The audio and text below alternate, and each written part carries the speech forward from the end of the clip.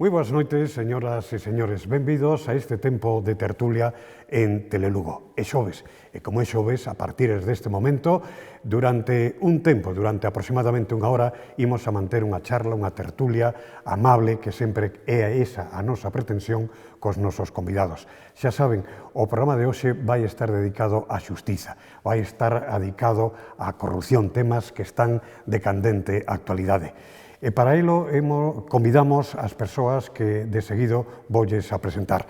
En primeiro lugar, o coñecido, recoñecido e admirado xornalista lugués, xornalista del Progreso, Miguel Olarte. Miguel, boa noite. Boa noite, Paco. Gracias por la invitación. Naturalmente. E quédame engadir, e tamén amigo. Tamén está con nós Félix Mondelo Santos. Félix Mondelo, abogado lugués que dende o ano 2005 é o decano do Colexio de Abogados de Lugo. A súa vez é o vicepresidente do Consello da Abogacía de Galicia. Do Félix Mondelo, que tal? Boa noite. Moi boa noite, encantado de estar aquí. E nós tamén que telo a vostede como convidado. Gracias.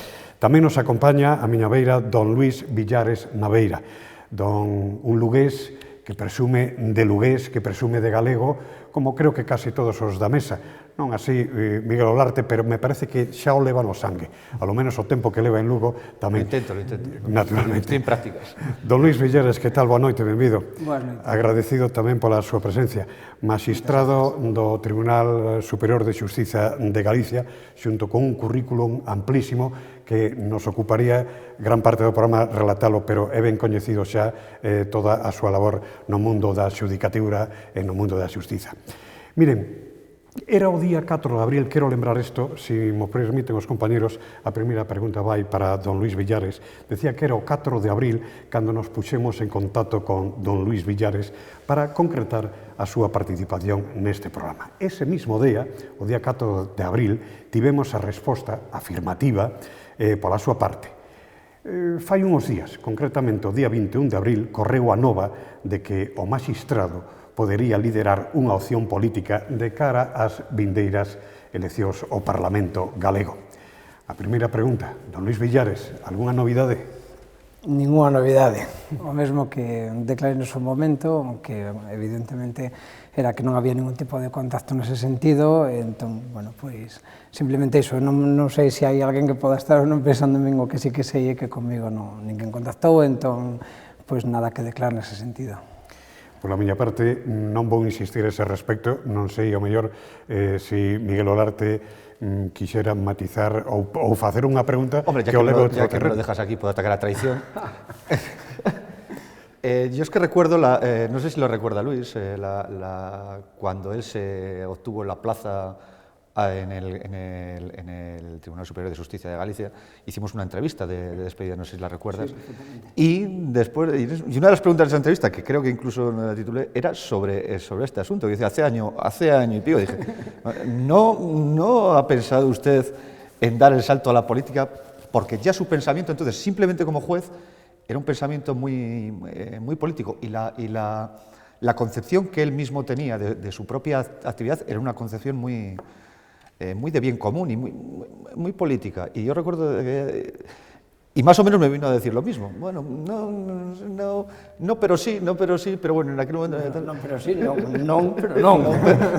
Bueno, pero ahora ya veo que yo tampoco iba desencaminado en aquel momento, y que no hay otros que han visto lo que yo vi en ese momento, ¿no? Que es una vocación, digamos, ¿no? A ver, sí que é certo que hai moitos xuíces e xuizas que temos unha certa vocación de servicio público e que non o deixamos restringido ao ámbito de poñer sentencias. Neste sentido, pues, nos gusta participar no debate público achegando elementos de carácter xurídico para o debate social, non? Entón, nese sentido, nos parece moitas veces de utilidade pues, achegar puntos de vista que desde o mundo judicial pues, poden contribuir a enriquecer pues, dunha forma sana, e así o prevé a Constitución e o noso propio Estatuto Orgánico, o debate social. Non? Entón, ese activismo logo nos dereitos fundamentais e ese activismo nos dereitos sociais que se traduce por medio da nosa participación, por exemplo, en asociacións judiciais ou participando incluso en debates como este, pois é o que nos moven a algúns a chegar hoxe, pois, a estar aquí, a compartir con vos os argumentos, a rebatelos ou seguramente estar todos de acordo, pero simplemente iso, non? Permitidme que a mesma pregunta tamén lla faga a Félix Montelo, non exactamente se el vai a participar ou non na política, pero sí, ao mellor que confirme ou desminta esa, digamos que ese nutrir por parte da política, dos partidos políticos, ven de, en este caso, xuíces, xuízas, como se está a ver, como estamos a coñecer tamén no mundo a nivel de Estado, pero sí de moito abogado tamén participa. Gusta a política o mundo da abogacía? Sí, muchísimo, gusta y se sigue y hay gente que da el paso. Lo que pasa es que tiene un peligro grande la política. Yo a Luis, a mi amigo Luis, no le aconsejaría que se introdujera por ese camino porque bueno, él tiene una posición que se lo puede permitir si diera el paso, que es que tiene un sueldo seguro y cuando deje la política puede reingresar en la carrera, pero a un profesional liberal, si se le ocurre dar ese paso, tiene que pensarlo muy mucho porque el regreso al ejercicio profesional, si no lo tienes muy asegurado, supone una pérdida económica importante, y no solo económica, sino de la profesión. Bueno, ahora, si me permite, estamos viendo casi el caso contrario, ¿no? De políticos que han tenido que salir rebotados de la política y reincorporarse sí. a la profesión, hablando de todo un poco y a lo que hemos venido. Bien, estamos viendo, bueno, lo que dice Miguel es cierto, ¿no? Hay un caso en concreto en Lugo, ¿no? Pero bueno, es indudable que el bagaje... Tiene una dificultad extraordinaria ahora, después de 25 o 30 años, por mucho que seas licenciado en Derecho, reincorporarse a una carrera, además que está sujeta al proceso febril de cambios que está sujeto el mundo de la judicatura, los cambios absolutamente todos, normativos, procesales, de códigos penales, después de 25 años, es una cosa como... Intuyo que tiene que ser moi traumática, vamos. Vamos, incluso estando vendo todos os días, porque ler o BOE e estudiar todas as reformas desta última legislatura foi unha verdadera voráxine, así que imagino que para que bote tempo fora é un lastre grande. Mirade unha cousa, miren vostedes, tiña pensado que non facer da política o eixe fundamental da tertulia de hoxe. Por lo tanto, se mo permitides, imos a pasar a outro tema, eu creo que tamén moi interesante que os nosos ointes, os nosos televidentes, de seguro que tamén van a agradecer. Eu teño unha pregunta que facerlles, porque un que viviu toda a vida en Lugo, xa empezan a ser algúns anos. Quero lembrar que cando se empezou a falar desto da corrupción, en máximo, se nos centramos en Lugo, eran comezos do ano 2000, cando un fiscal que daquela estaba aquí en Lugo, Jesús Izaguirre, bueno, entrou na Diputación e a raíz daquela foi unha continuidade que logo iremos, digamos, paseniñamente camiñando por ela. A primeira pregunta, para entrar en materia. Ata daquela non houbo corrupción e dende aquela houbo corrupción? Calquera pode. Vamos a ver, se non está demostrado e non está condenado, pois a nivel xudicial será que non había, non? Aínda que se fai raro pensar que non fose así, non? E de igual maneira que se fai raro pensar que solamente en Lugo haxa corrupción e no resto dos sitios non a haxa, non? Entón, o feito diferencial pode vir dado polo feito de que, bueno, nun determinado momento, algunha das estruturas estatais que ten como encargo loitar contra a corrupción, pois dá un paso adiante e empeza a investigar algo, non? Entón, eso podemos dicir o que é un punto de partida, non? Ahora ben, non significa que o fenómeno seña novo, non o é, o fenómeno é antigo, o fenómeno ven xa incluso do réximen anterior á democracia, non?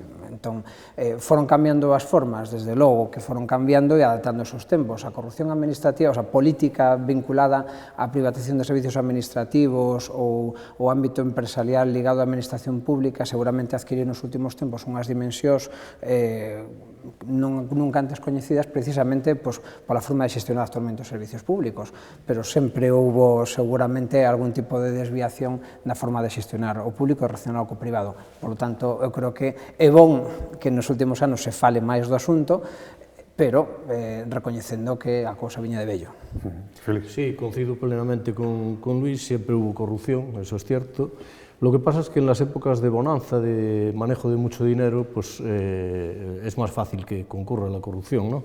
Y sobre todo, yo aquí le echo mucha culpa a que se hable y se investigue de la corrupción precisamente a los partidos políticos. Los partidos políticos han desprofesionalizado en muchas ocasiones los organismos, han quitado filtros administrativos que evitaban en muchas ocasiones el que se produjeran casos de corrupción. Con el dinero público hay que ser especialmente escrupuloso porque estás manejando algo que no es tuyo, y entonces la no profesionalización, el no respeto a los funcionarios, a determinados funcionarios que tenían el deber de vigilar el dinero de todos, y la politización de la administración ha permitido precisamente el manejo por parte de los partidos políticos de unos medios económicos que eran importantes en épocas recientes, y la propia financiación de los partidos políticos les llevaba a buscar medios económicos a través de medios, digamos, poco claros, ¿no? Y eso es evidente que contribuyó a que la corrupción, bueno, pues se publicitara más. Si coincide además con determinados jueces y fiscales que se dedican a estos temas y se dedican exhaustivamente, pues es evidente que la corrupción ahora es más importante y es mucho más pública que antes. A propósito de facela pública ou non, dentro do punto de vista do xornalismo, dese intermediario que fai entre a sociedade e o periodista, ou onde se producen as novas. Miguel, cales foron os cambios, Miguel Olarte, cales foron os cambios que sentiche, que viche profesionalmente? Pues fueron más de los que suponemos y menos de los que desearíamos, algunos. Pero vamos a ver, y vienen todos derivados, quiero decir, los medios de comunicación social no somos más que el reflejo de la sociedad en la que vivimos, como lo es la judicatura, como lo es la abogacía, como lo es cualquier otra cosa, ¿no? Por eso voy a decir, no solo estoy de acuerdo con lo que ha dicho Félix, sino que estoy de acuerdo con todos y cada uno de los puntos que ha puesto sobre la mesa, que cada uno de los puntos que ha puesto sobre la mesa serían para un punto de debate, ¿no? Pero básicamente estoy de acuerdo, o sea, la corrupción claro que ha existido siempre, es algo innato en el ser humano, no digo en todos los seres humanos, sino quiero decir como es algo que hay, ¿no? Como yo digo siempre, el corrupto viene ya corrupto de casa, o sea, lo que le da la política le da la oportunidad, pero corrupto ya vienes de casa, ¿no? Es decir, con la predisposición ya vienes. ¿Qué es lo que ha cambiado? Yo no creo que haya cambiado tanto el hecho de que haya más o menos corrupción, creo que la ha habido siempre, y en otras épocas incluso de una manera más institucionalizada, incluso, por ejemplo, pensar que venimos de una dictadura en la que no había corrupción, pues es un absurdo, ¿no? Evidentemente. Lo que pasa es que en esos momentos era una corrupción absolutamente institucionalizada y reglada desde el propio gobierno, ¿no? Es decir, se determinaba quién podía ser corrupto y quién no podía ser corrupto, ¿no? Lo que ha cambiado ahora yo creo que es la percepción de la corrupción, ¿no? Hasta ahora, el delito de corrupción, el problema que yo veo en España es que ha sido un delito percibido por la sociedad como poco relevante. Es casi más el hecho de que lo que nos fastidia era no poder trincar nosotros también, ¿no? Y entonces ahí viene a lo que decía Félix, que ahora, en tiempos de escasez, claro, esto se nos viene encima y lo que cambia es la percepción. ¿Qué es lo que ha cambiado? Yo creo que el problema actual de España no es la corrupción, es la desfachatez. Que lo que nos cabrea no es la corrupción, es la desfachatez. Quiero decir, que todos asumimos que va a haber unos mínimos niveles de corrupción, como hay unos mínimos niveles de robos en coches, o como hay, desgraciadamente, asesinatos, o como hay algún robo en banco, o estafas. Quiero decir, todos podemos asumirlo y dotarnos de leyes y de fuerzas de seguridad que lo controlen, pero creo que lo que nos revienta ahora las narices es la desfachatez. Quiero decir, aquí es que se han roto todos los filtros, que también es a lo que venía a decir Félix. Los que tenían la obligación de controlar, de poner esos filtros, los han reventado absolutamente, y coño, es que están robando como si no hubiera un mañana. Pues esto es, ¿no? Si me permite, abundando en lo que dice Miguel, acertadamente, la percepción, hay especialistas en derecho que le llaman al delito de corrupción, el delito de corrupción con víctima difusa, porque no se personaliza. Tú asesinas a una persona o alguien mata a una persona y la víctima está ahí, robas a alguien y el que sufre el robo está ahí. En cambio, en el delito de corrupción no hay una víctima perceptible. La víctima somos todos, pero no nos damos cuenta, porque incluso pasa algo curioso, la corrupción redistributiva, que se puede llamar así, ¿no? Esta corrupción que practicaron algunos, por un ejemplo escandaloso, ¿no? el de Jesús Gil en Marbella. Bien, pues, y otros muchos que, a pesar de ser reconocido que eran unos auténticos corruptos y como tal fueron condenados, incluso algunos sufrió pena de cárcel, Sito Miñán con Cambados, etcétera, etcétera, o lo que está sucediendo en Valencia, pues la gente le sigue votando. ¿Por qué le sigue votando? Porque es generadora de riqueza la corrupción, aunque parezca paradójico, ¿no? El que está al lado del corrupto siempre crece, siempre tiene algo que coger. Y como es dinero que pertenece a los demás, pues no se aprecia que el dinero se va escapando y que al final los perjudicados obviamente somos todos y el beneficiado solo el corrupto. Si vos parece, vamos a ir concretando un pouco para meternos nese entramado que envolve o tema da corrupción na nosa provincia, porque Lugo, xunto con probablemente Andalucía e Valencia, chegou a ser portada en todo o Estado con temas de corrupción. E quero lembrar que aló polo ano 2009 naceu aquela chamada Operación Carioca. Facía 2 anos que a xuíza dona Pilar de Lara Cifuentes chegara a Lugo. Un poquinho antes, un ano antes, chegara doña Estela San José. Tamén co caso, non lembro ben se fora o tema das multas ou aquel outro chamado Operación Pollo ou algo así. Correu ano 2006 ou 2007. Viñeron xuízas a Lugo máis activas?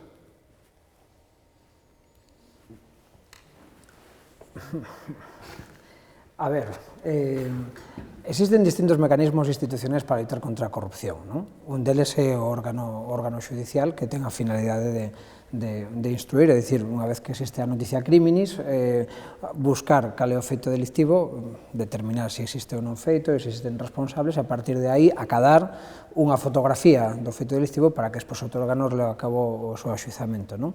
Desde logo, o papel dos xulgados de instrucción é fundamental, o sea, non cabería falar dun sistema que loitase adecuadamente contra a corrupción sin eso. En segundo lugar, que existan outros tipos de medios auxiliares porque o xuizo a xuiza únicamente sin os brazos executores e sin pernas que se dirixan hacia un lado hacia outro non poderían facer nada disso, non? E despois necesario a Fiscalía e despois tamén a acción popular que orixine, ou tamén as denuncias de particulares que orixinen tamén esa persecución. Co cal, eu creo que non se pode atribuir exclusivamente a unha persoa ou dúas a loita contra a corrupción, sino que en un Estado democrático onde todo funciona ben, hai unha serie de engranaxes que complementan esa acción, non? E eu creo que iso é positivo, ademais, porque senón estaríamos deixando todo en maos dun actor concreto e iso non sería bon porque se non houvese outros mecanismos de compensación ou incluso de control, pois estaríamos ante unha situación indeseable, non? Sí, vamos a ver, evidentemente más activas sí que lo fueron, los hechos están ahí. Ciertamente ellas pues, han luchado con medios contra la corrupción, con los medios de los que disponen, ¿no? También existen distintos modos de investigar por parte de los jueces, hay jueces que son más intensos en la investigación que otros. Pero aquí vuelvo a referirme a los partidos políticos. Los partidos políticos tienen también mucha culpa de haber residenciado sus diferencias políticas en la materia penal. La materia penal, o sea, el derecho penal, si tiene que regular todas las relaciones humanas, el fracaso social es evidente, ¿no? Y aquí, y en otros muchos temas, la desgracia es que hay muchos temas que no pasan de ser un ilícito administrativo, una negligencia administrativa que debía ser corregida por la propia administración, incluso por los juzgados de lo contencioso administrativo, pero como los partidos políticos han elevado el listón a no asumir responsabilidades hasta que no haya primero una imputación, ya se sacó el tema de imputación y se le llama investigado porque, bueno, viene a ser lo mismo, nadie le llama investigado porque se le sigue llamando imputado, porque parece ser que es un calificativo, bueno, indecoroso, ¿no?, para un político. Y la responsabilidad política y la penal yo entiendo que son completamente distintas. No hay por qué estar imputado, ni por qué abrirse una causa o un juicio oral contra un político para que el político asuma una responsabilidad que la tiene que asumir por el simple hecho de que ha nombrado a una persona que ha defraudado su confianza o ha nombrado a una persona que ha metido la mano en el cajón. Y entonces la proliferación de estos casos en los juzgados pues ha dado lugar, evidentemente, a que los jueces hayan tenido que actuar más activamente en este campo y si eso se une al trabajo exhaustivo que determinados jueces en toda España, no solo en Lugo, dedican a ese tema, pues es evidente que claro que sí, que la corrupción es más pública y más notoria. Miguel Olarte. Yo la verdad es que no sé qué pinto aquí, porque cada vez que hablan ellos dos antes, yo no... absolutamente claro lo que han dicho y tal. Por lo tanto, voy a repetirme en algunas cosas de lo que han dicho ellos, ¿no? Efectivamente, yo no creo que se pueda decir que estas dos juezas han sido más activas. Bueno, han sido más activas. Estas dos juezas son el 66% de las juezas de instrucción que tenemos en Lugo. Es que tenemos 3. Es que tenemos 3. Vale, eso de primero. ¿Han hecho una buena labor? Sí, han hecho una buena labor, pero yo no me diría tanto la labor. Decir que lo que ha pasado en Lugo o lo que está pasando en otros puntos de España depende de la voluntad de instrucción de un juez o de que un juez es más activo que otro, no implica solo eso. Implica decir que el resto de los 4.000 y pico jueces que hay en España están, digamos, metidos en el ajo. ¿O qué pasa? ¿Que el resto de los 4.000 y pico jueces están de acuerdo con la corrupción? No, simplemente se hacen unas jueces actúan de una manera y otras jueces actúan de otra. Yo, por lo tanto, más que por la actividad febril de los jueces y por la manera de instruir de algunas jueces, lo mediría, creo que hay que medirlo por su eficacia. Intuyo. Y voy a decir una cosa que a lo mejor es políticamente incorrecta y que seguramente, según la diga, me voy a arrepentir de haberla dicho. Pero si sumamos todas las cantidades económicas de las que estamos tratando, que claramente, quiero decir, que están sobre los papeles demostradas, en todos los casos de corrupción que estamos viendo en Lugo, desde que empezó la Operación Pollo, que no es un caso de corrupción, es un caso de explotación laboral. Pero bueno, aunque ahí de la Operación Pollo saliera después el de Castro de Rey o se fuera instruyendo, pues como se ha ido instruyendo aquí, ¿no? En esta especie de pescadilla que se muerde la cola todavía, ¿no? Bueno, si sumamos todas esas cantidades de dinero, estoy por asegurar que ni con todas esas sumadas llegaríamos a lo que hemos gastado en instruir uno solo de esos casos. Por ejemplo, la Operación Carioca. Mira, quiero decir, ¿es necesario, pese a esto, que se investigaran? Por supuesto, pero ¿cómo no va a ser necesario que se investigaran? Pero también debemos establecer unas pautas, quiero decir, del mismo modo que nuestros recursos como sociedad son limitados y ahora estamos viendo que la discusión es si los destinamos a sanidad, educación, tal, o los destinamos a hacer autovías, los recursos de la justicia también son limitados. Y también hay que ver cómo se destinan. Por eso yo me gustaría más que hablásemos en términos de eficacia que de actividad, porque bueno, sí, la hiperactividad también se trata con medicamentos en los niños. Sí. Luis, sí, eu creo que é unha forma interesante de ordenar o debate, non? Por unha razón. Non acabamos de falar aquí sobre cales podían ser as causas da corrupción política, non? Vamos a deixar outros tipos de administración, de corrupción mellor administrativa ou outras diferentes, pero a política. Non? Eu creo que se poden establecer 3 grandes bloques. Non? A corrupción política de carácter individual, que busca o enriquecimento personal do suxeito que rouba, e entón falamos de saqueo directo, nas distintas modalidades penais, pero estaríamos reconducindo a iso.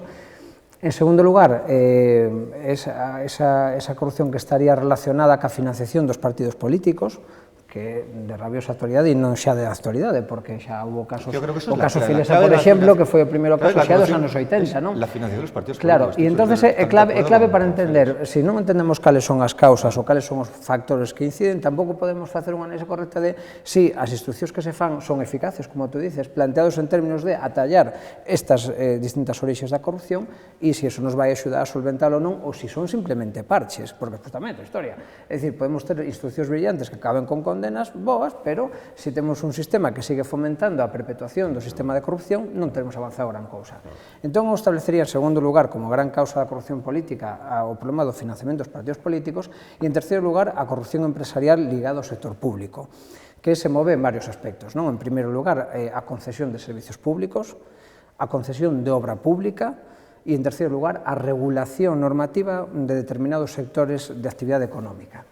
Que digo isto todo porque para min a nivel económico, que volvemos ao de antes, se estamos falando no fondo de diñeiro, non? É necesario saber onde desaparece a maior parte do diñeiro e como hai que combater eficazmente esa desaparición de diñeiro, pois creo que eso, a parte explica ademais moitas das dinámicas que se está investigando tamén en Lugo, pero en toda Galicia, en toda España, pero tamén en Lugo, non? Entonces aí, en primeiro lugar, a privatización de servicios, e a actividade prestacional do Estado que antes se facía no ámbito do público e agora se fai no ámbito do privado dá lugar a unha determinada competencia entre empresas para facerse co servicio público. Aí estamos vendo que das 1.700 causas que sobre corrupción judicial, aí neste momento, de corrupción judicial, non, corrupción política, están judicializadas neste momento en España, máis da mitade teñen que ver con isto solo. Co tema dos servicios públicos, co tema de quen leva esa adxudicación. E estamos vendo, tamén no segundo fenómeno, como o tema da financiación ilegal de partidos políticos se está producindo a cambio de ou por lo menos en algúns casos de forma presunta, non? Se está producindo a cambio de obtención de contratas ou a cambio de obtención de obra pública. Por lo tanto, aí temos unha primeira vía. En segundo lugar, a da concesión a da gran obra pública, e en terceiro lugar, o regulatorio, que a veces é menos coñecido, pero que cando poño un exemplo se vai entender ben, non? O ámbito regulatorio significa a presión dos lobbies para que a regulación normativa se faga de forma que favorece as grandes empresas en contra dos consumidores e en contra da libre competencia. Hoxe, por exemplo, acaba de abrirse por parte da Comisión Europea un procedimento contra España polo tema da situación hipotecaria en España e co feito de que non se podan discutir as cláusulas dos bancos. Eso é un fenómeno corrupto? Pois en relación a moitos principios constitucionais, sí, desde logo, e ten carácter normativo, é dicir, está institucionalizada completamente. Entón, todas estas frontes é necesario comprendelas ben a hora de establecer, primeiro, que medios temos, tanto xudiciais como policiais, como administrativos en xeral, de inspección fiscal ou tributaria ou de traballo, e, en segundo lugar, onde está fallando tanto eses mecanismos ou cales son insuficientes, e tamén a insuficiencia regulatoria tamén para que non siga permitíndose iso, non? Sí, sin dúbida, moi aclaratorio e didáctico todo o que se dixo até este momento, e ademais algo que debemos coñecer, é importantísimo para poder seguramente entender moitas das cousas que acontecen ao noso redor. Pero tento irme á rúa, directamente á rúa. Imos ver, unha das comentarios, non digo acusación, digo comentarios que fai a xente e dice, home, refírese a algunha suiza con nome e apelidos, pero dice tanto abrir, e nada que pechar, nada que pechar. Claro, eso chega á cidadanía e non chega a entendelo. Donde falla? Que falla? Por que falla? Vamos a ver, eso está relacionado con lo que decía antes acertadamente Miguel. El trabajo igual está en relación con la efectividad, ¿no? Y lo que provoca el abrir muchas causas y dilatarse estas causas mucho en el tiempo es efectivamente una frustración que la ciudadanía recoge porque observa cómo se abren múltiples frentes y no se pone fin. Igual porque se carecen también de medios, o sea, no le vamos a echar aquí la culpa a la jueza, ¿no? O a las jueces, en general a todos los jueces, porque hay ocasiones en que determinadas causas que son complejísimas, a las que se van anexionando otros procedimientos que después no se desgajan, no se desgajan del procedimiento principal, y eso da lugar a un trabajo inmenso que lleva al final a lo que decía antes Miguel, que como la gente observa que pasan años, la gente sigue imputada durante 10 años o 9 o 10 o 15 y entonces no se llega nunca al final, pues se produce una quiebra, una frustración por parte de la sociedad que efectivamente puede achacar eso que tú dices, de que la gente lo que comenta es tanto abrir causas y no cerrar ninguna, pues es un trabajo que además de ser un despliegue económico importante, ¿no? Como decía también Miguel, y tiene esa peculiaridad que defrauda las expectativas de la gente, porque además no olvidemos que lo que se hace con determinadas causas penales, y Luis lo sabe bien, es que el principio de presunción de inocencia ya no existe en España, o sea, es una cosa que ha pasado a otra vida. Tú desde el momento en que estás imputado eres culpable y la primera culpa quien te la echa es vosotros, los periodistas. La pena de los periodistas es muy importante. Pena de telediario, ¿no? Ahí voy a estar de acuerdo.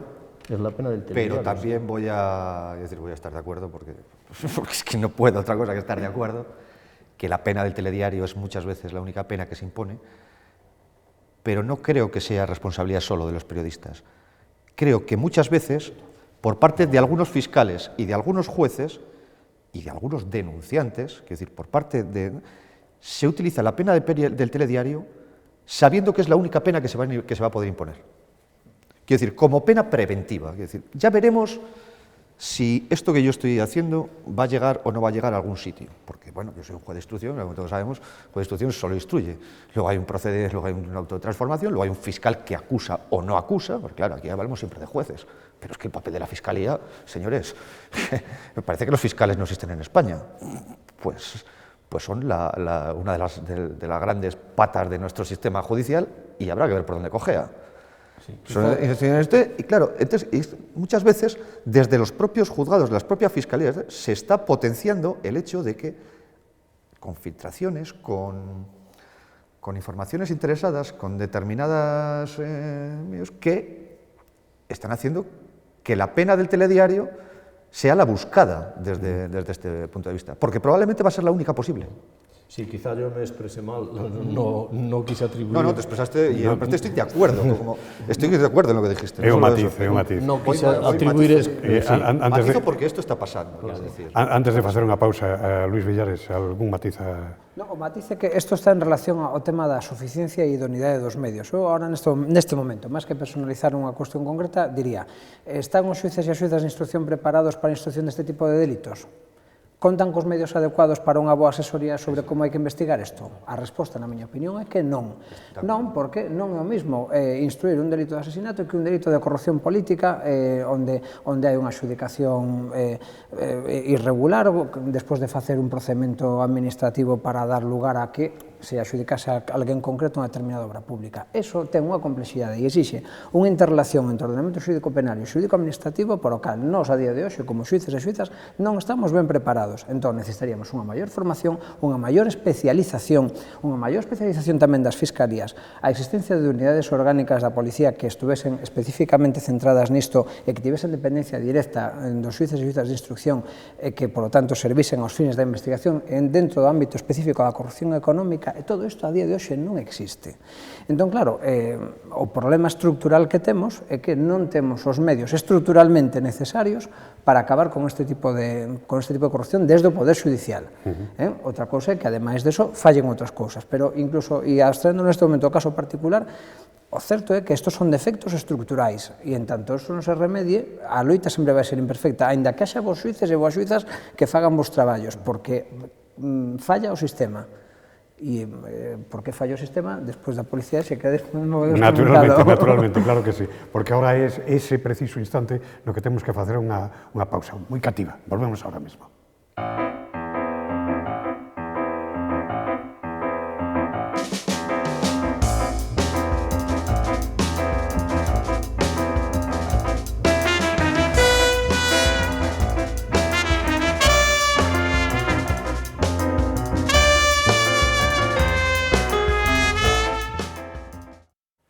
Xa estamos aquí de novo, pasamos este breve tempo e de seguido imos a continuar con esta charla que de verdade está resultando apaixoante. Apaixoante como foron este intervalo de tempo que non estuvemos no directo, porque o que salía neste momento a min gustaríame que se repetira. Esa interrelación, decían os nosos convidados, que lembrolles que son don Luis Villares Naveira, magistrado do Tribunal Superior de Xustiza de Galiza, tamén don Félix Mondelo Santos, abogado e decano do Colexio de Abogados de Lugo, e Miguel Olarte, xornalista de El Progreso. Bueno, pois en casi todas as súas intervencións estamos a falar de corrupción, estamos a falar de xustiza, e salía política. Nesta pausa facíase máis fincapé. A min gustaríame que tanto Miguel, como evidentemente don Félix ou don Luis Villares, que tamén nos comentaran isto que estamos a comentar ahora nesta parte final. Hasta onde chega que a política supera tanto que a veces fáisenos complicado e difícil o poder chegar a meter a man a xustiza por aí, non? Sí, falamos de varios temas agora. Sí, claro. Un deles era, cando comentei antes o ámbito regulatorio, o que está referendo, para empezar, era datos da propia Comisión Nacional dos Mercados e da Competencia, que cifraba en 40.000 millóns de euros anuais o precio que se paga polas contratas públicas, tanto de obra pública como de prestación de servicios, por irregularidades na forma da contratación administrativa, e ascende a 48.000 millóns de euros anuais, o cal supón un sobrecosto de 25% do servicio, xa descontado o beneficio empresarial, e que, polo tanto, estamos pagando todas e todos cando era algo que non teríamos que pagar, e ademais a contratación administrativa que se fai no mercado con operadores privados en teoría sería para mellorar as condicións de competencia, acceder a un servicio de maior calidade, etc., non está servindo para nada diso. Ese 25% de sobrecoste débese a dous factores, un estructural, o sea, os dos estructurais, pero un de regulación, de como está establecida a propia legislación para a contratación administrativa, e outra, a corrupción que vai asociada pues, a un trasfondo de diñeiro de un lado para outro e polo cal alguén se queda ben por razóns individuais ou ben por razóns de financiamento de estrutos de carácter político. Non? Entón, todo eso forma parte dese ámbito estructural e institucional e tamén un segundo ámbito, como comentamos antes, o ámbito regulatorio das normas xurídicas, é dicir, no ámbito enerxético, o tránsito a competencia enerxética, como consecuencia da privatización das infraestructuras e das estructuras productivas públicas, deu lugar a un gasto de diñeiro de, pues, cifraba aí Miguel Arte en 32.000 millóns de euros, que estamos pagando todavía a día de hoxe todas e todos os cidadáns para transitar esa competencia privada que se quedaron con el as propias empresas para favorecer eso. Non? En segundo lugar, por poñer algo máis recente, que se denominou imposto ao sol, que supuxo tamén unha desincentivación do uso de enerxías limpias para, a cambio, utilizar outras de carácter pues, contaminante ou de carácter fósil, etc. En terceiro lugar, as formas de contratación, por exemplo, da telefonía móvil, que nos fan a todas e todos os usuarios vernos moi impedidos de poder exercer correctamente como consumidores tamén os nosos dereitos cidadáns, todo iso é posible e a dificultade que temos nós como pequenos seres fronte ás grandes empresas é posible porque existe un mercado regulatorio que o permite.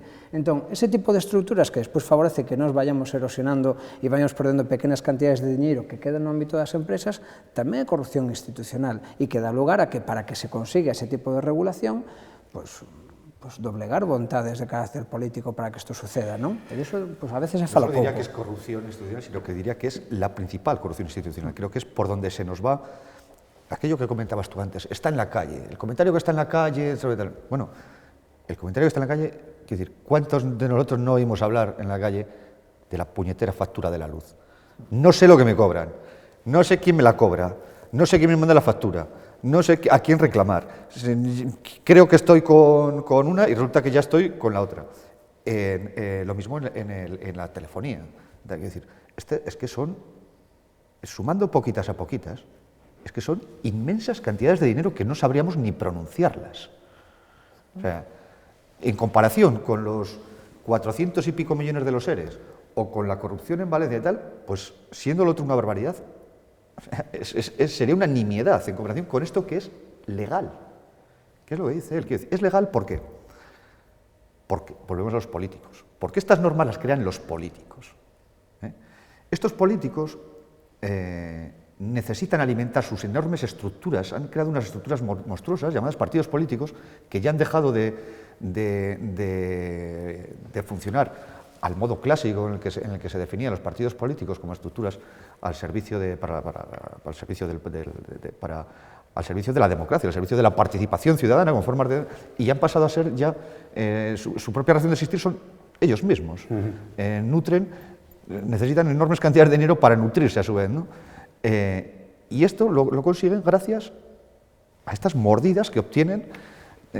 ¿Cómo lo hacen? Es decir, pues aprobando leyes en nuestros parlamentos que permiten a estos grandes sectores económicos cometer este tipo de abusos, ni más ni menos. Vou por polemizar un pouco, simplemente para que non seña que estamos en acordo con todo.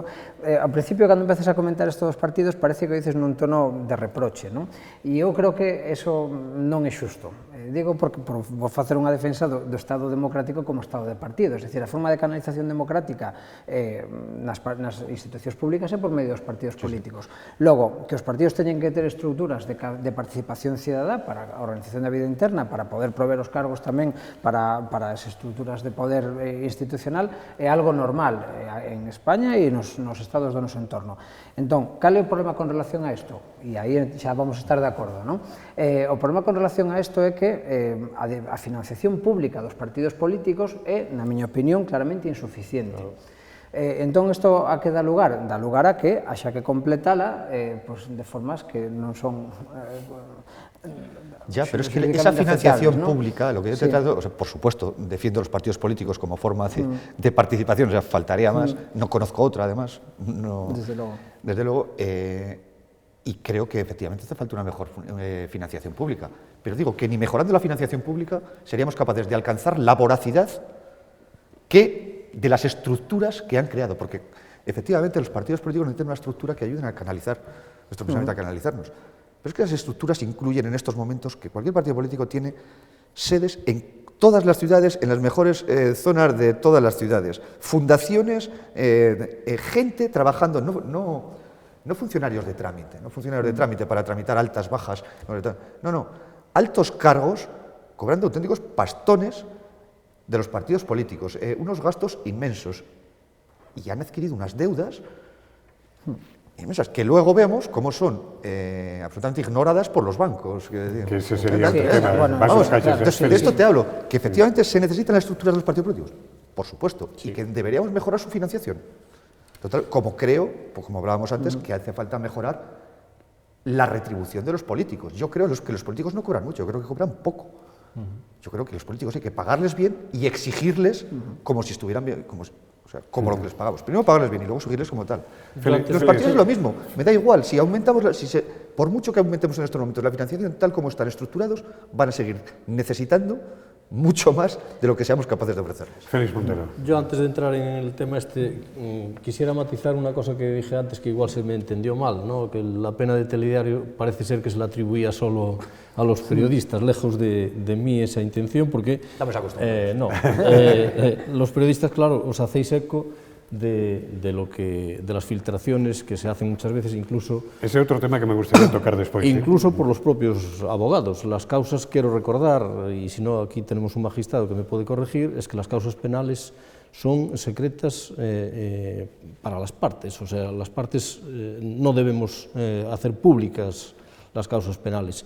Y hay ciertamente compañeros que buscando la notoriedad en muchas ocasiones hacen manifestaciones que uno se queda ciertamente perplejo, porque incluso van en contra del propio defendido de uno, ¿no? Salen a decir cosas que perjudican, o sea que con esto quiero decir que no sois los periodistas los únicos que tenéis la autoría de la pena de telediario, que como dice bien Miguel, muchas veces es la única que se impone verdaderamente.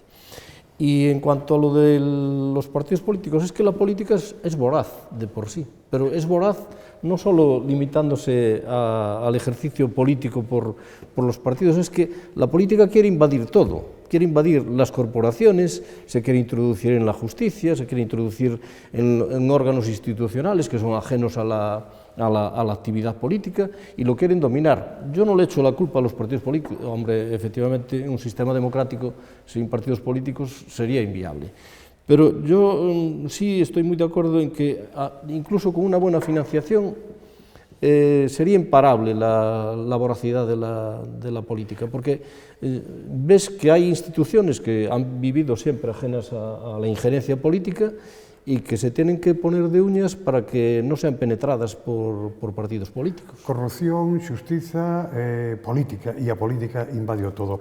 Mesmamente, e a propósito desto mismo, do que estamos a falar, quero lembrar as palabras de don Álvaro Santos, que ven ser o voceiro do Grupo Socialista na Deputación de Lugo. Hai uns días dixo, referíndose ao xulgado número 1 de Lugo, e dixo del: é o máis politizado da contorna, polo trasego de políticos que pasan por el.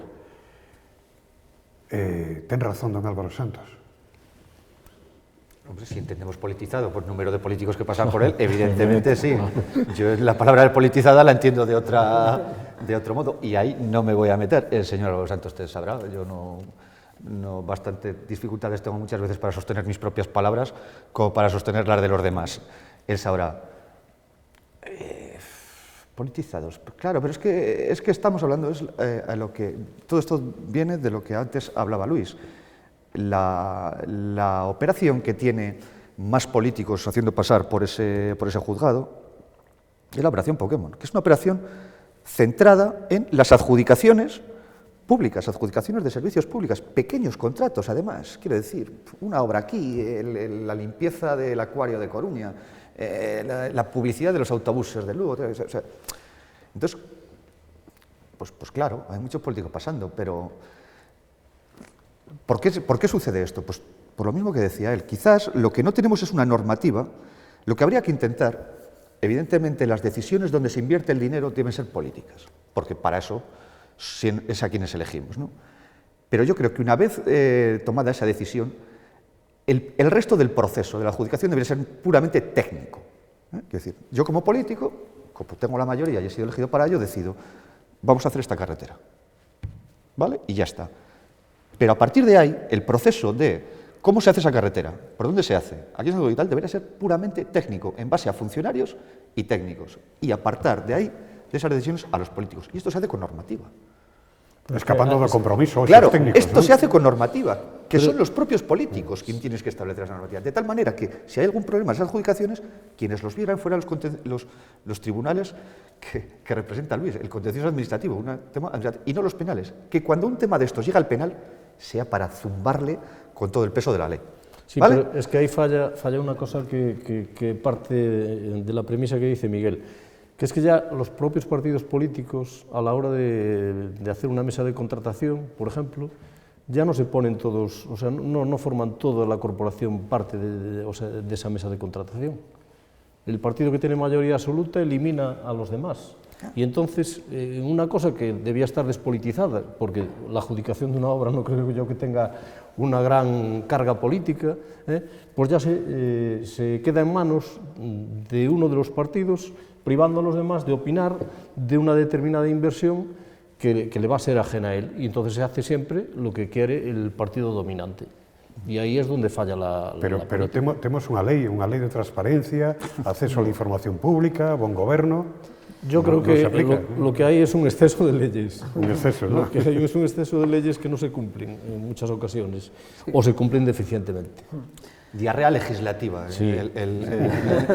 Que no es una expresión mía, no quiero apropiármelo, aunque me parece muy afortunada, pero es como se ha definido lo que existe en España por parte de los propios actores de la justicia y de una diarrea legislativa. Sí, hombre, una diarrea legislativa tan grande que el Código Penal del año 1995 ha sido modificado, si no me equivoco, y si no me corregirá aquí Luis, creo que 20 y tantas veces ya. Y el último Código Penal, el que nos ha salido ahora después de la Ley 5/2010, es, bueno, indigerible, o sea, tiene todos los artículos tienen artículo segundo, artículo cuarto, artículo ter, artículo quinto, etc. Cando chegas ao quinquis, Ao quinquis, aí ya estamos en el límite. Se foi a cosa polémica. Sí, eu aí no tema, eu creo que distinguides aí das cousas moi ben. Claro, que reformas estruturais farían falta nas normas para que isto non sucedese no ámbito da contratación administrativa, o que tamén está relacionado non solamente ca normativa sectorial, sino con toda a estrutura da administración. É dicir, a medida en que se foi desburocratizando, de forma que a cúpula, cada vez máis abaixo da cúpula, por un criterio xerencialista, que é como se chama, é dicir, na búsqueda de resultados na forma de xestión da administración, deu lugar a, pues, para que se entenda mellor, non? A un maior número de altos cargos de libre designación en perxuízo dos funcionarios de carreira, é dicir, na destignificación, que era o que falaba Miguel, eso deu lugar a que esa desprofesionalización desa parte da administración deu lugar a que se actúe con criterios diferentes ou estrictamente técnicos. Por qué? Porque o personal é de confianza, é dicir, actúa conforme a outros criterios mixtos, logo, digamos, de confianza e técnicos, non? Pero, claro, tamén por esos criterios de confianza, e iso pode dar lugar a desviación no deber de actuación, non? E iso deu lugar, pois eso, a reformas de carácter sectorial que serían necesarias. E despois, en relación a outro, pois evidentemente non se pode dicir que un xulgado estea despolitizado porque por el pasen, ou, perdón, que estea politizado porque por el pasen políticos, é dicir, se o que se está investigando é unha corrupción de carácter político, é lógico que pasen cidadáns que se ocupan da cousa política, non? Co cal eu supoño que a acepción terá unha significación diferente. De alguna maneira, a seguinte pregunta que fago, volvo a insistir, intento irme a rúa para que son unhas preguntas que, algunhas delas, non? O que se dixo aquí totalmente aclaratoria, ademais, insisto, didáctico. Pero hai cousas que a xente se pregunta, e de feito temos exemplos a nivel do Estado. Xuíces estrela, xuíces mediáticos, ou simplemente, pregunto eu agora, xulgados de donde emana información. E esa información é filtrada. E se se filtra, quen a filtra, por que se filtra? Onde está o interés? De alguna maneira está contestada esta pregunta, pero volvemos ao caso de xuíces estrela, xuíces mediáticos. Por alusións, Pois para min, adiante. e para desfacerme de calquera cousa desas. É dicir, eu creo que hai que distinguir o xuiz cando fai o seu traballo e cando está facendo outras cousas. É dicir, por exemplo, o que veña aquí a tertulia non actuou como xuiz, ainda que son xuiz, entonces o tema de xuices estrela mediáticos entendo que é o protagonismo na actuación concreta do que está facendo. Eso é un modelo de xustiza do que debemos de fuxir. E non debemos de congratularnos porque brille concretamente alguén en detrimento do resto, porque as funcións son as mesmas, o tipo de traballo que se desenvolver é o mesmo, logo non existe ningún feito diferencial para que alguén deba sobresalir no exercicio da función jurisdiccional fronte aos demais. Entón, eu creo que alentar eso, ou fomentarlo de calquera maneira, ou incluso vitorear como unha forma de traballar, eu creo que é negativo para a sociedade, porque incluso dá a entender que hai outra xente que, por non facer ruído, non está facendo o seu traballo, e eu creo que eso contribúe a transmitir unha situación errónea do que é a Administración de Xustiza. Fora desto, con relación a outro tema, o tema das filtracións, distinguir tamén dúas situacións, o secreto de sumario e a instrucción normal sin secreto. Cando é secreto de sumario, as actuacións son secretas para as partes, é dicir, que as partes non poden acceder a elas, co cal somente accede o xuiz instructor, o xuiz de xuiza, o fiscal e os membros concretos das forzas e corpos de seguridade do Estado que están implicados nesa concreta investigación, pero non as partes. Co cal, aí é evidente que a filtración nunca pode vir das partes, que non teñen acceso directo a ese material. Dito isto, cando se levanta o secreto de sumario, pero a instrucción sigue vixente, as dilixencias seguen sendo segredas con carácter xeral. Isto significa que as partes tampouco poden divulgalas. Pero sí que é certo tamén que a partir de que se levanta o secreto de sumario é moito máis laxo a protección que se dispensa. Por lo tanto, a protección, o núcleo da protección, que aparte cando suele ter máis interese tamén a efectos de trascendencia mediática, é cando se produce baixo o secreto de sumario. Nese caso, a cadena de custodia é moi reducida, e canto máis secreto é, e canto máis embrionaria é a investigación, máis pequena é a cadena de custodia, é dicir, hai menos persoas que o saben. Logo, é moito máis fácil saber quen foi. A partir de aí hai normas de carácter administrativo e de carácter penal que sancionan a quen contou que non debe. Evidentemente, sin que isto poda significar caer na tentación, como propuxo o Ministro de Xustiza, de sancionar o medio de comunicación. Porque eso es matar a mensaxeiro.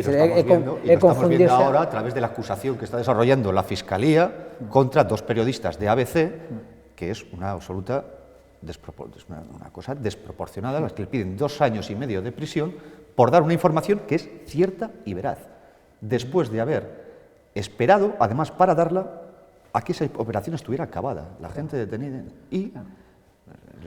Sí, por eso hai que chamar a atención a distinguir esos ámbitos, porque pode dar lugar a confusións, e é importante que non, quen ten a obrigación, a quen hai que pedirlle responsabilidades é a quen ten a obrigación de guardar o segredo, non a quen ten a obrigación de contar cousas. Entonces, convén non confundirse. Eu aí distinguiría tamén dos cosas que me parece que son importantes. Evidentemente hai jueces estrella en todo o territorio nacional, eso está máis que claro.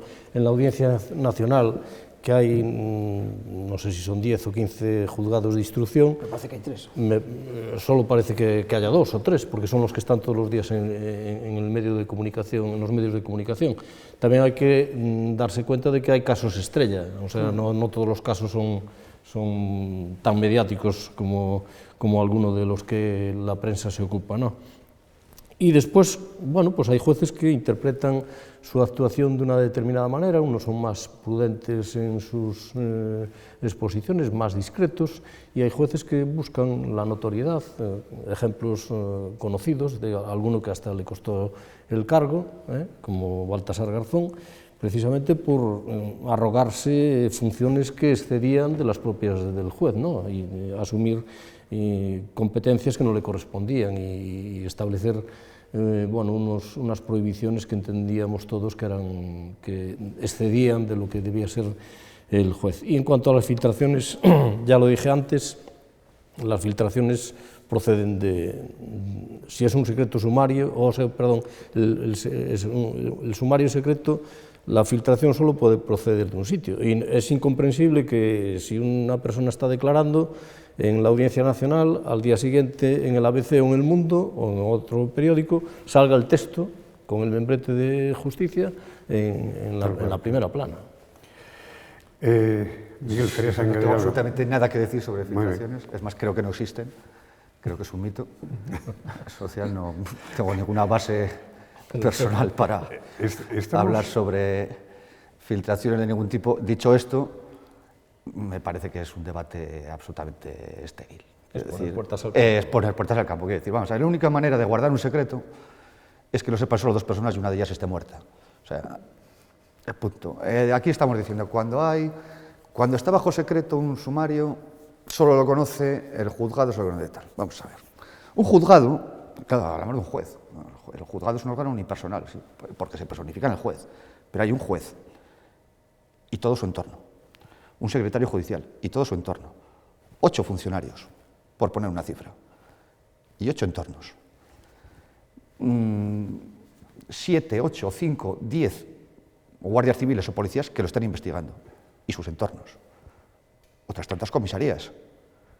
Y otros tantos jefes de policía judicial o de guardia civil a los que se les da e incluso un número importante de investigados, que algo habrán oído. Macho, o sea, esto es del secreto sumarial. Sí, vamos, esto es una coña marinera, vamos, insisto, por lo que he oído. Pero lo que habrá que hacer es utilizar el secreto sumarial de una manera razonable. Quiero decir, vamos a ver, acabamos de ver, lo he publicado yo hace 2 días, que se ha archivado una causa que llevaba una parte de la operación Carica que llevaba 7 años abierta bajo secreto de sumario, y se ha archivado bajo secreto de sumario. ¿Qué queremos? ¿Qué parte del secreto de sumario queréis que respetemos los periodistas? Pregunto, no sé, es decir, vale, a mí me hablas de un secreto, mira, incluso estoy dispuesto a... Bueno, vamos a regular el secreto de sumario, que durante el secreto de sumario no se puede publicar nada de eso, vale. El secreto de sumario entonces tendrá que durar el tiempo imprescindible y tasado para asegurar la parte más fundamental de la investigación, y a partir de ahí, dejar de decir, ahí podemos entrar a debatirlo. Sí, bueno, es que mientras el secreto de sumario se utilice como estatuto, es que no hay nada que debatir. Miren ustedes, las leyes dicen que la libertad de expresión y la libertad de información, creo que está muy claro en nuestro ordenamiento, la sentencia del Supremo lo tienen clarísimo y la sentencia del Constitucional también. Es una información veraz y de relevancia social. Bien, pero hay ordenamientos en Europa, yo creo que, vamos, creo recordar que en Alemania, por ejemplo, se decreta el secreto de sumario y se prohíbe las publicaciones efectivamente durante un determinado tiempo, no vas a mantener 7 años. Claro. Pero es importante guardar el secreto de sumario muchas veces para preservar incluso el propio fin del procedimiento penal, porque una filtración mal efectuada o voluntariamente efectuada puede dar al traste con una investigación importante.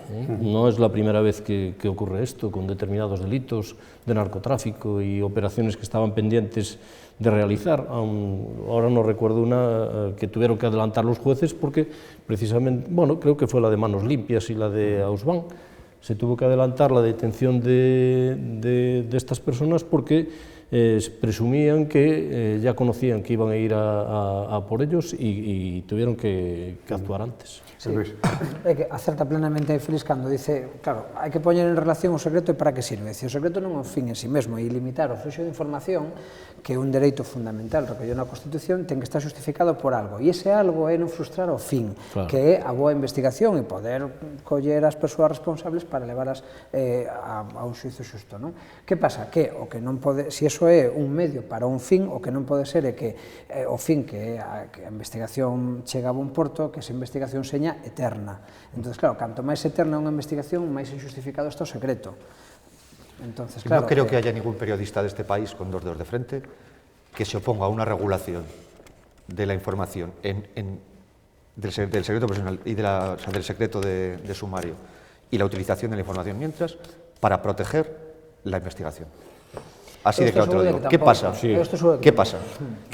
Que cuando el mismo secreto de sumario ha perdido su razón de ser, su sentido de ser, y se está utilizando de una manera absolutamente torticera, incluso para ocultar a las propias partes afectadas, no para ocultar a la opinión pública, que es lo de menos, sino para ocultar a las propias partes afectadas, aquello que le está afectando, e incluso para hurtarle su derecho a la defensa, pues lo siento, yo es que... No, es que aí, Xa na regulación do sumario do século XIX, no secreto, se decía máximo 3 meses e despois mes a mes xustificadamente dando conta a audiencia. Claro. Eso xa no século XIX. Ahora, se fai unha reforma na que se inventa pólvora dicindo que a instrucción ten que estar limitada durante un determinado período máximo, que un brindis ao sol absoluto. Primeiro, porque xa propiamente a propia lei establecía unha duración necesariamente razonable, e o que se fai é para ocultar as vergonzas, as carencias verdadeiramente concorrentes no asunto, que son cales? A ausencia de medios para poder concluir normalmente, concluir unha instrucción en tempo razonable. É dicir, aquí unha investigación por un delito de agresión sexual na que estea unha persoa detida, teñamos material biolóxico e todo claro, está tardando un ano en poder rematar porque tarda un ano en chegar as mostras biolóxicas xa cotexadas. Esos son os medios que hai que poñer para que unha investigación dure menos tempo. Entón, claro, se a mellor está asociado isto ao secreto, pois o secreto xa vai durar aí un ano. Segundo, tamén importante, é dicir, se temos unha investigación na que vamos acumulando obxetos de proceso, é dicir, buscando isto, logo investigo outra cousa, logo outra, metemos todo no mesmo saco e pretendemos cubrir todo ca manta do silencio por secreto de sumario, esa manta vai estar 7 anos, ou 8 anos ou 9 anos, e iso é inadmisible.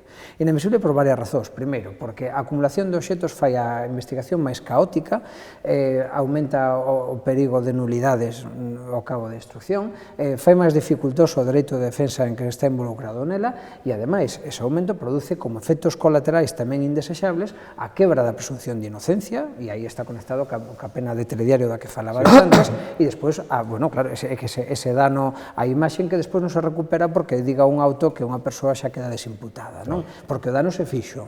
Estamos prácticamente no límite do noso tempo. Quédame 2 preguntas. Tamén vos pregaría brevedade na resposta. Desas respostas que ao mellor buscamos certa tranquilidade da cidadanía. Vivimos nunha sociedade con unhas leis garantistas. Cavidades que sí, que os cidadanos podemos estar tranquilos, que non vamos ter dúbidas a hora de ter que ser xulgados por algo.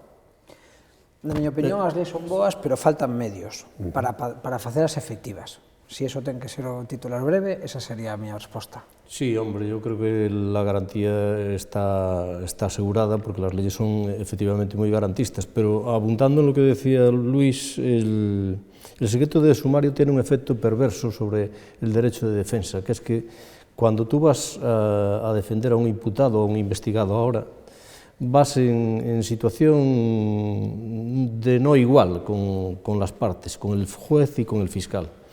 Y a mí me extrañaba muchísimo, y yo no soy un penalista, un experto en penal, pero me extrañaba muchísimo la alegría con la que la gente iba a declarar como imputado o investigado una causa decretada secreta, sin saber prácticamente nada de lo que tienen en las manos el fiscal y el juez, que son los que conocen las actuaciones. Y vamos, que la gente no se acogiera a su derecho de no declarar, yo no lo podía entender, porque tú vas allí en una situación de desventaja que hasta que no sepas lo que hay efectivamente contra ti, no te puedes definir ni adoptar una línea de defensa coherente. Ahora, las leyes sí que son garantistas, sí. Miguel Alberto. En mi opinión, sobran leyes. Quiero decir, creo que muchas veces, de hecho, culpables, y no hablo solo del ámbito penal, aprovechan el marasmo de leyes entrecruzadas y normativas entrecruzadas que hay para escaparse por las rendijas. Quiero decir, claro que tenemos leyes suficientes, demasiadas, quiero decir, serían mejor menos y más eficaces.